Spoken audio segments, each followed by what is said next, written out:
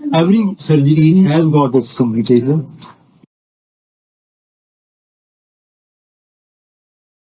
इस पेशेंट में ये था कि देखिए ये राइट डक्ट होती है, राइट और डक्ट का ये कॉन्फ्लुएंस है, तो ये क्या बनाती है? Common hepatic duct, CHD। इसमें जब आके सिस्टिक डक्ट मिल जाती है गॉल ब्लैडर के साथ, तो ये क्या बना देती है?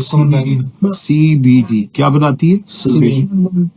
अच्छा, यहाँ पे ना इसके मल्टीपल स्टोन्स थे, यहाँ पे भी स्टोन थे, यहाँ पे भी स्टोन थे, वहां ऊपर भी स्टोन थे, और मे बी के नीचे भी स्टोन, और कुछ स्टोन ऐसे थे जिन्होंने काफी ज्यादा इन्फ्लेमेशन यहाँ पे काज की हुई थी, जिसे कहते हैं हम कोलेंजाइट।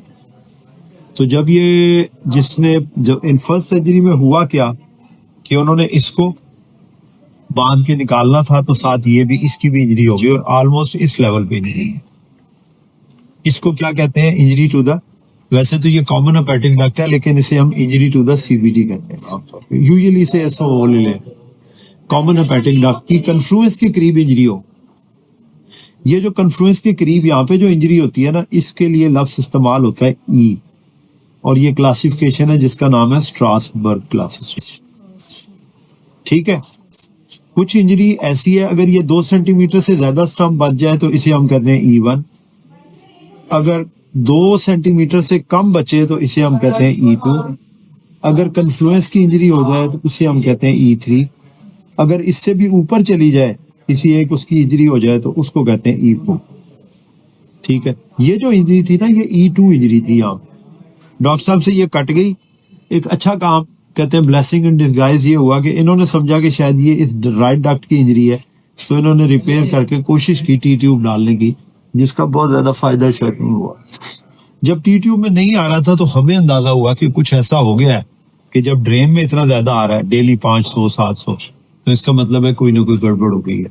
सो we have first of all we have identified this injury. मैं इसे दोबारा बना रहा हूँ थोड़ा सा बड़ा करके, ताकि आपको समझ आ जाए कि ये कन्फ्लुएंस के बिल्कुल पास यहाँ से कटी हुई थी ये। ठीक है, इसका इलाज क्या है? देखें, यहां से लेकर यहां तक डेफिसेंट है। अगर थोड़ा सा भी डेफिसेंट हो ना, तो मुश्किल हो जाता है कि इसको आप रिपेयर करें, खासतौर पे जब कंप्लीट इंजरी हो जाए तो रिपेयर नहीं होता। ये गट होती है, ये कौन सा पोर्शन है? इसको कहते हैं डीजे। डीजे कौन, क्या क्या मतलब है? ड्यूडिनो जूजिनल जंक्शन। यहाँ पे लिगामेंट होता है जिसे कहते हैं लिगामेंट ऑफ ट्री, उसे क्यों दिखा देगी करते हैं। ये आ रहा है प्रॉक्सिमल, यहाँ से हमने स्टेपलर लगा के काटा। जो डिस्टल पोर्शन था ना, उसको हम ऊपर ले जाते हैं, और यहाँ पे आके मैंने इससे ये जो डिस्टल पोर्शन था ये कटा हुआ था, यूं ये स्टेपलर लगा हुआ है, और मैंने यहाँ पे ये जो कोलन था, कोलन के मेजेंट्री के बीच में से जहाँ ए वास्कुलर प्लेन नजर आया, वहां से मैं लेके गया और मैंने 5 टांके लगा दिए। 2 टांके अंदर की तरफ कैसे लगाए?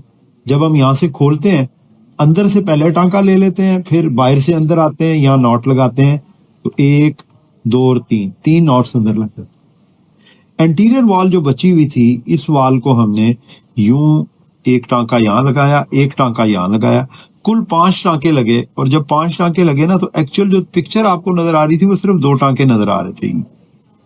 ठीक है, ये यूं नजर आ रही थी गट, ये यूं है और ये यूं है, बाकी 3 टांके अंदर चले गए। तो ये एनास्टोमोसिस, ये है वो जो पिक्चर आपको नजर आ रही है। ठीक है, ये कन्फ्लुएंस था। So this procedure is called as choledochoduodenostomy, या इसे कहते हैं हेपेटिकोड्यूडिनोस्टमी। कोलिडोकल डक्ट है, या फिर बेसिकली ये क्या है? हेपेटिकोड्यूडिनोस्टमी हमने कर दी है। समझ आ गई है? ये जो प्रोसीजर है ना, आइडियली कहते हैं कि या तो ये अर्ली हो जाए या फिर इसको 6 हफ्ते पर डिले कर। अर्ली का मतलब है कि विद इन 7 डेज या 10 डेज अगर आप कर लें, आइडेंटिफाई कर लें, तो आप इसे कर लें, तो ये एक अच्छा तरीका है। अगर विद इन 7 डेज आप इसे नहीं करते तो फिर आप इसे 6 वीक्स पे करें। तो हमने अर्ली रिपेयर की है, और ये हमने जो प्रोसीजर किया है, इसका क्या नाम है? अच्छा, जो ये काटा था ना, ये तो ऊपर ले गए, ये जो इधर बचा हुआ था ना, इसको हमने इसके साथ जोड़ दिया। आपने देखा कि ये और ये आपस में जुड़ गए, और इसको जोड़ने के लिए भी हमने स्टेपलर यूज किया आपके सामने। ये जो स्टेपलर यूज करने का फायदा ये है कि ये वाला काम इट टेक्स आवर्स। ये काम बड़ा टेक्निकली इंपॉर्टेंट है, यानी कि आपने देखा कि 2 senior doctor, professor, associate professor, SR और साथ पीजीआर भी थे, तो मिलके कर रहे थे इसको। ये बड़ा टेक्निकल काम।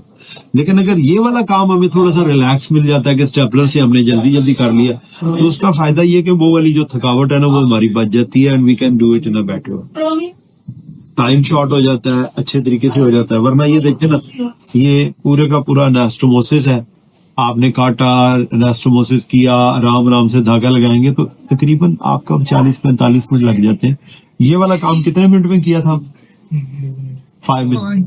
दोनों एनास्टोमोसिस करने में, दोनों स्टेपलर लगाने में हमें टोटल लगे 5 मिनट।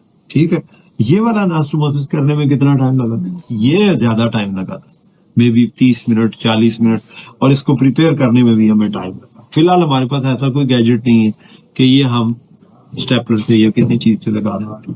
तो आज आपको क्या पता लगा? आपको पता लगा कि हेपेटिको रू एंड वाई हेपेटिको जिजोनोपैथी किसको कहते हैं। समझ आ गई? याद रहेगा?